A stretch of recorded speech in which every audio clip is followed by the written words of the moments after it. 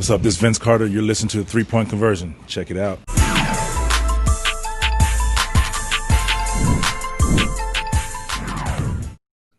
Hello, Coach.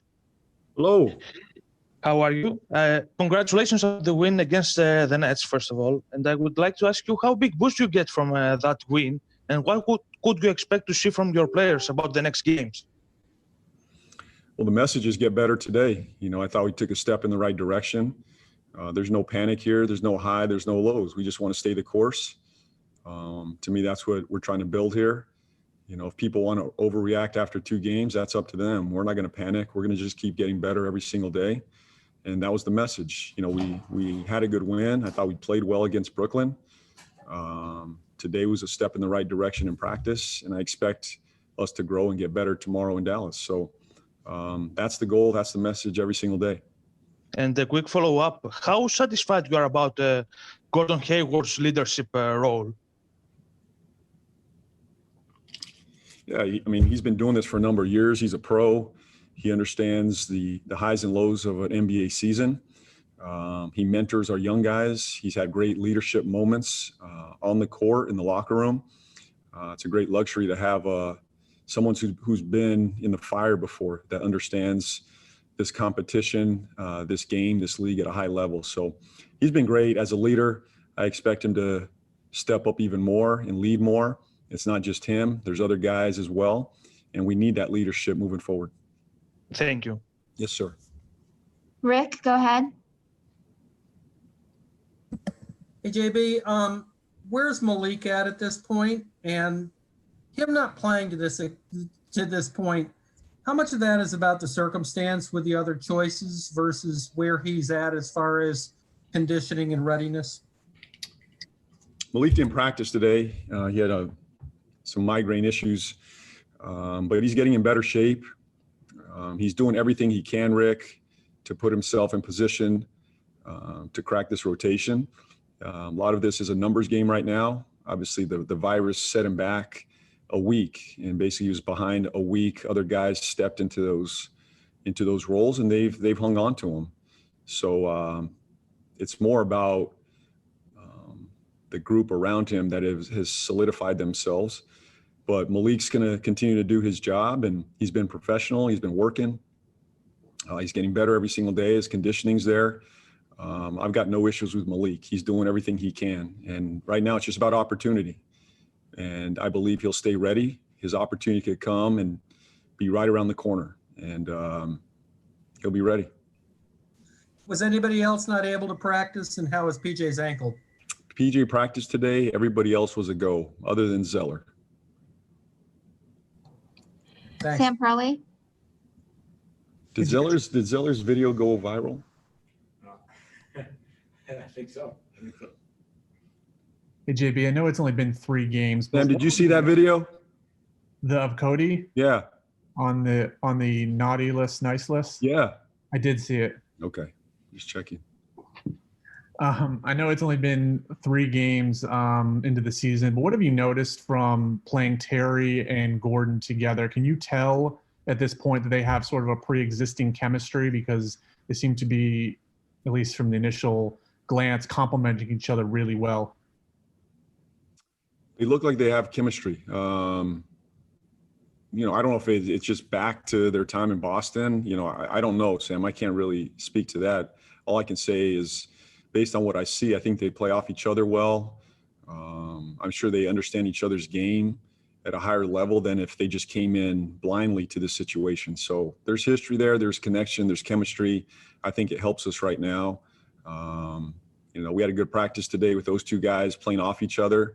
So, yeah, I like their synergy, their connection. And I think we saw it a number of times in Boston as well. But it's nice to have a group that's been together before. Robin. Hey, JB, what are you seeing so far from Devonte? His numbers are kind of down so far, shooting-wise. What are you seeing from him? And is it partly of his role, just trying to adjust to that this year? Yeah, it's hard to say. I don't know if it's just, shots aren't going in. Is it usage? Is it early in the season finding his legs? I don't really have the answer. What I'll say, it's a different role for him. You know, the ball's not in his hands so much. He's not getting as many touches. So he's trying to find other spots on the floor to get his looks. And I've got no problem with Tay. I mean, the shots are good. The shots are going to fall. It's early. His legs are going to, you know, get stronger. He'll get more comfortable in where he's getting his shots over time. And I think those numbers are just a matter of time before those start to climb. So I see nothing in his shot that I'm worried about. His shot selection, you know, is there. It's just about that ball finding the net right now. And I got no worries that it won't. Danny Thompson. Coach, with 6 games in 10 days, how important is practice time like this for players like your younger guys like LaMelo, Jalen McDaniels, and guys like Vernon and Nick in the situation? Yeah, huge for them, really huge. I mean, we need those guys. There's no G League right here. You know, there's not a ton of development opportunities in these practices. We have to get them reps, live reps. When they're not in practice, playing 2-on-2, 3-on-3, 4-on-4 live reps. And, you know, our development program's not the same this year, just without the circumstances and the lack of a G League getting those reps. So we got to get creative. I can't get everybody reps in practice. That's the problem. I'd have to have a 3-hour practice when we play 6 games in 10 days, and it's just not going to happen. So we got to get creative. They're going to practice a little before practice, a little bit after, on the road, and we'll do our best to make sure those guys are getting reps. Mike Flarte. Coach, when you look at, I apologize for the dog. That's all right. When you look at Dallas coming off of their first win that they picked up over the weekend and the way that they got it, is that kind of a worry for you as a coach that a team that as potent as Dallas can be maybe got a shot of confidence just before playing you guys?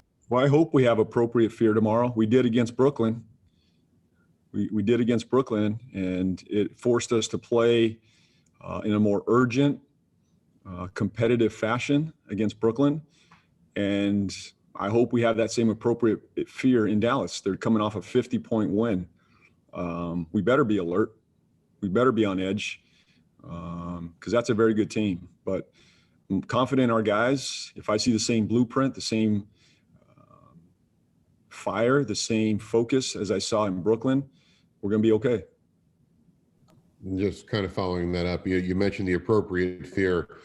You guys in the Brooklyn game seemed to channel that properly as you were kind of discussing there. You guys channeling that appropriate fear. How do you, as a coach, turn that into a benchmark of what you want from your team? Well, you know, the coach I've worked for a number of years would always say, if you could bottle that sort of energy up and sell it, you'd be a billionaire. And that's what the frustration is with coaches. It's like, well, why can you do it in that game? You can't do it in the other games. And every coach has this issue.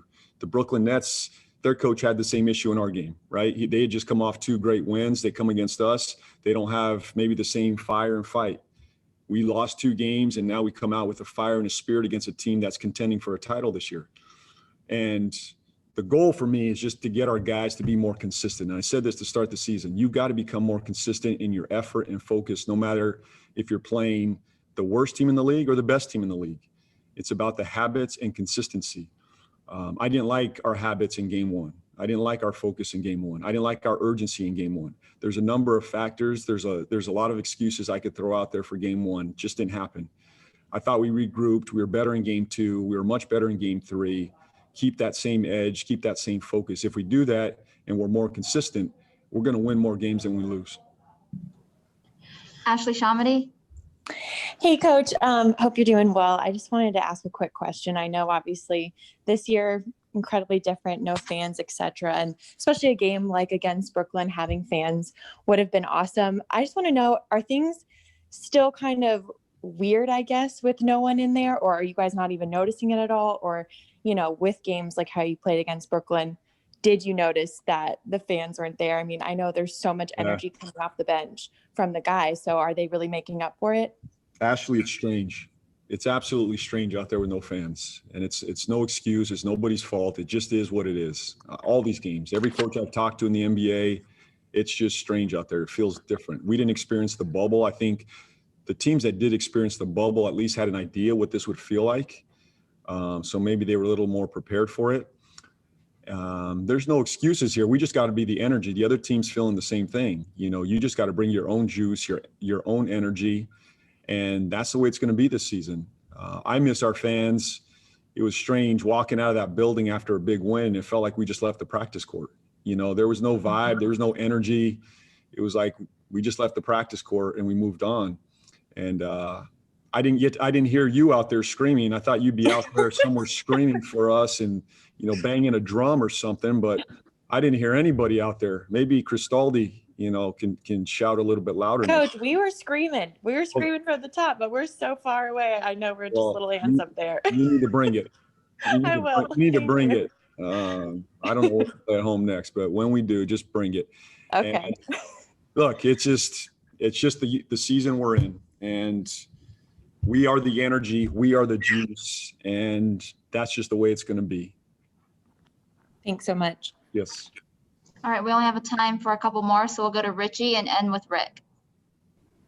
Hey, JB, this is Richie of the Buzzbeat podcast. I know you're a team that's trying to push the pace this season, but how important is it to have a player like Hayward in the half court? And then what have you seen from him so far in 3 games in terms of working out of the elbow and getting to his spots in the mid-range? Yeah, it's huge. I mean, we're trying to play in flow and transition. Some of our biggest plays in the fourth quarter, as you saw, were just off of makes. We just kicked it ahead and got to the rim. One of the biggest shots of the game was Cody Martin's layup. It's a 4-point game. They made a layup and we pushed it down and we got an easy one in transition. That's our priority. We want to play faster, but the NBA does come down to the fourth quarter and how you execute the last 4 or 5 minutes of the game. And Hayward's someone that allows us to play through him in the half court. When the gym settles down and you need a bucket, you need a good look, we can play through him through the elbow. As you saw, high pick and rolls. He makes good decisions. He can make mid-range. He can get to the rim. And obviously he's a playmaker. So we spent a lot of time on that today, sort of our fourth quarter package, which we haven't spent a lot of time on. There's not enough time to cover everything we need to. We have focused on certain areas. Now we're, headed in to add some more dimension to our fourth quarter offense, and he's a big part of it. So playing off of him's a luxury for us. Obviously, we did a lot with Tate last year and Terry, but Gordon's just different. He's a little bit bigger, got more size. Thank you. Rick, go ahead. Hey, JB, you and everybody in the NBA has obviously talked about how truncated this preseason has been. You're about to face 10 games in 16 days. How are you going to navigate that, both in terms of rotations and how you use off days? We got to be smart, Rick. I mean, this is really about being efficient with our time, our practice time, our shoot-arounds. The minutes, I'm just going to have to go game by game. I can't plan out the next 10 games. This is just going to be day-to-day, game-to-game, figuring out the rotation and the minutes, how guys feel. It's still very early. So this is not about pushing guys and getting people injured. We got to be smart here and efficient. So we'll take the minutes, the games, game by game. But our off days are going to have to be off, making sure we get recovery, making sure guys are getting treatment. And there's no better performance team than our staff here, making sure that I'm not running them into the ground, number one. They're getting their treatments, their table time, and then not overdoing the practices. And that's a challenge, Rick. You know that when you're trying to develop a team and build a team and you can't even go out there and practice, you just have to really, we're going to be learning through the games. That's this type of season. We're going to be coaching through games, learning through film sessions, not a whole lot of practice time moving forward, because at the end of the day, to win games in this league, you got to be fresh and you got to have healthy bodies. You could have the greatest practice in the world, but if you're dead beat the next evening playing an NBA game, it does you no good. So we got to be smart, be efficient. Will you have to be extra careful with starters' minutes in these circumstances? Yeah, I think everybody's minutes, and I feel like they're getting in better shape, Rick. I'm just giving you my gut. I just feel like the guys are getting in better shape. We're not where we need to be. Minutes I think the thing I'm focused on right now in minutes is not long runs. More than the totality of their minutes, it's more the runs. I think when guys right now that I'm seeing, when it gets past that 5-6 minute mark, they're hitting the empty tank quickly. So that's where I have to pull it. So there might be, just shorter runs and trying to get to their minutes over time with shorter runs.